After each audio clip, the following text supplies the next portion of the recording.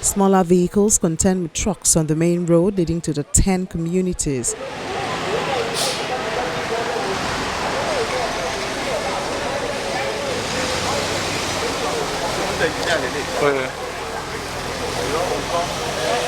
Most businesses on the Abule-Oko road appear to have folded up because of the state of the road and the dangers inherent.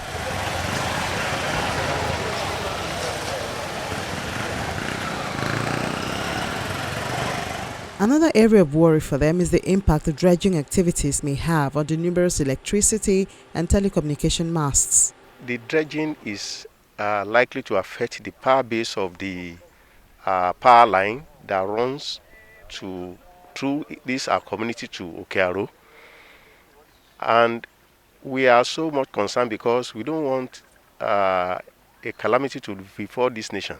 Because if anything happens to the power line, the whole of the community around this area up to Ibafo may be in extinction. The major challenge at the moment is that the road is terribly bad because it has never been like this before. For the past 2 years now, we have been suffering. Every year we grade this road at least twice in a year to make it comfortable for our people. But suddenly when the dredging company came in, they came in with their trucks. About more than 200 trucks ply this road every day, and as a result of that, they damage the road for us.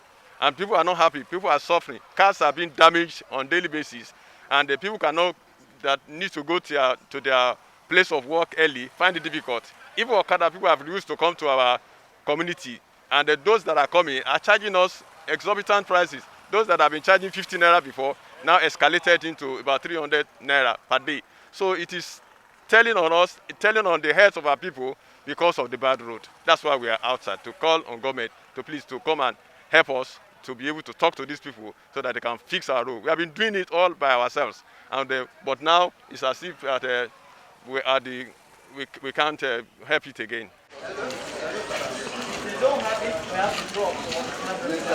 In response to distress calls by residents of communities, officials from the Ogun State government, led by the Special Advisor to the Governor of the Environment, Mr. Ola Oresoya, are here on orders of the State Governor to carry out an assessment of sand dredging in the area, its environmental impact, and identify ways to address the problem.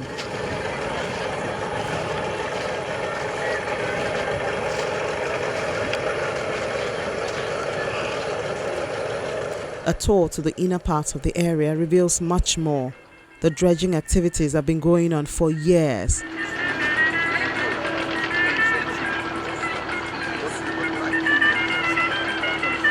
Obviously, sand extraction has increased pollution and flooding, lowered groundwater levels, and further exposing living areas to erosion and landslides.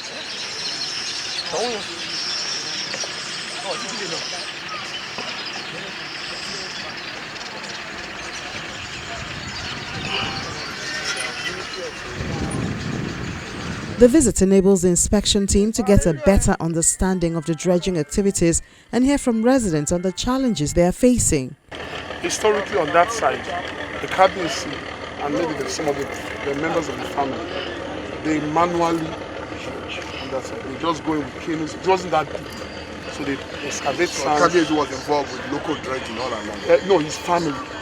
Now, from your story, traditionally it's been a dredging community. No. Because Kabiyesi and the family were dredged at a small scale. From what you said, Yes, sir. traditionally, dredging has been built at a small scale. Yes, sir. Right now, we have a high level of dredging that is impacting negatively on the community. And if within 2 years we have the level of degradation, you are afraid what will happen beyond the community. Now, the question I want to ask you as a community is, are you against dredging at all? Or you want dredging to be done in a responsible manner? We want dredging.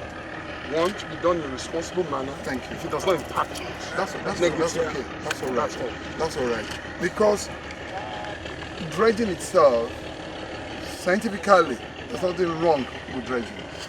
Dredging of this water will enable the capacity of the water to hold more water than everything like that. So there's nothing wrong with dredging. Are you getting me? And also, apart from the capacity of the Ogun River to hold more water. I get me. It makes the river more navigable. Yes, sir. Okay, we're looking at being able to get on a boat from Kara and get to Abeokuta on a boat. So we would love to dredge the entire Ugo River, but we need to do it responsibly, and that's why we're here. To make sure that before dredging will continue here, there must be terms of agreement with the communities. Is it okay by you? Okay, thank you. Representatives of company involved in sand mining in the area are nowhere to be found, but equipment used for activities are in place. Obviously, there is a level of degradation that has been going on in the area, both on the road infrastructure and also on the waterways itself. We can see clearly that the dredging is not being done in an articulated manner. We need to have a kind of a hydrological map of the river before they can dredge. We just don't dredge arbitrarily. So we need to be able to articulate the progress and the process of dredging, knowing the depth they can dredge to, and guide them, and also to make sure that the community are carried along in the process so that they don't feel threatened. Because they don't know what's going on, they're feeling threatened. So we now need to bridge that gap, information gap between those who are dredging and those, the communities.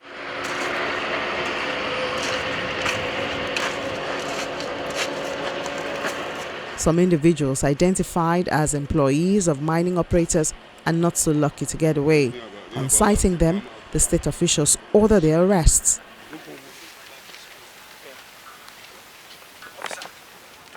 Based on the assessment, a ban on the dredging activity ensues. We're going to seal this place up properly now. We came to serve them notice, they remove it.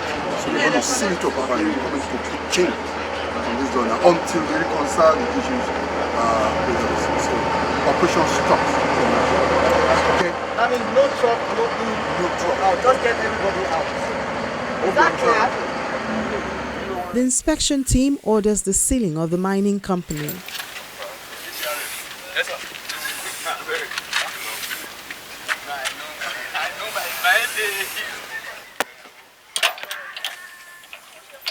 The first thing is to stop action, all right, so that we can define the status quo properly. And that we have done already, and dredging stop, and nobody's coming to pick sand for now. And then we're sealing up the company.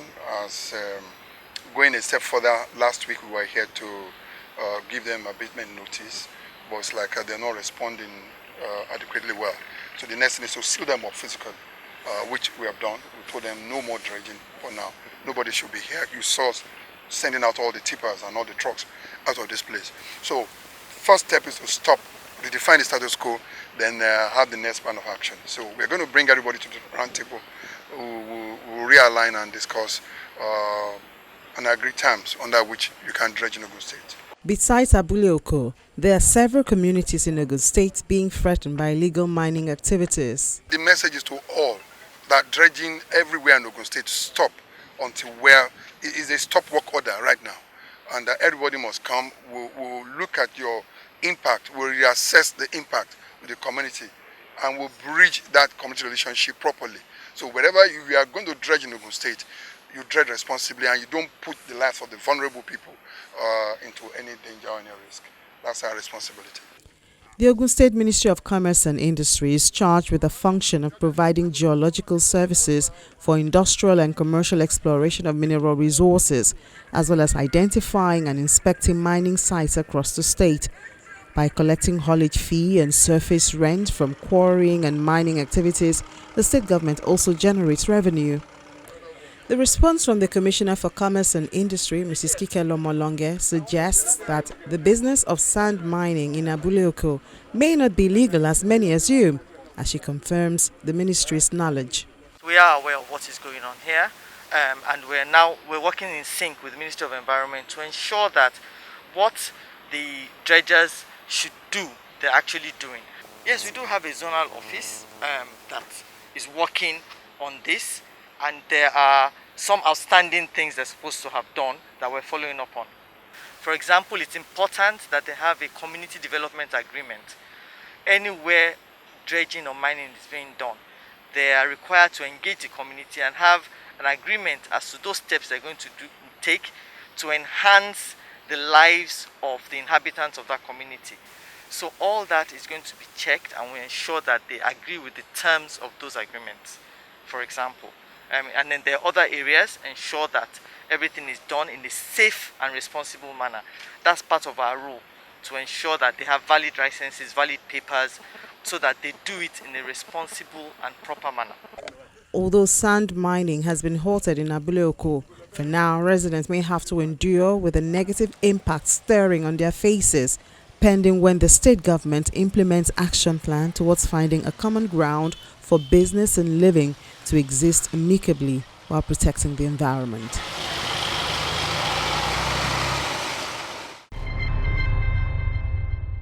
That's the show for today. See you again, same time next week.